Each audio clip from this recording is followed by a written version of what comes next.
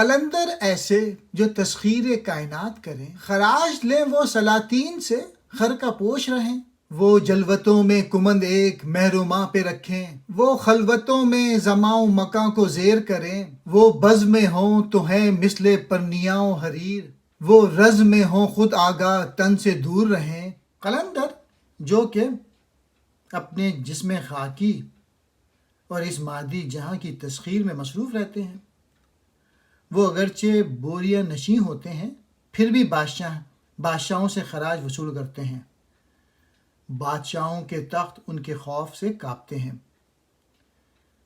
جب وہ یعنی قلندر بزم آرا ہوتے ہیں تو چاند اور سورج پر کمند پھینکتے ہیں، عوام الناس کے کام سنوارتے ہیں، اور جب نرم تنہائی سجاتے ہیں تو زماں و مکاں ان کی آغوش میں ہوتے ہیں، وہ خدا کی محبت میں غرق ہو جاتے ہیں۔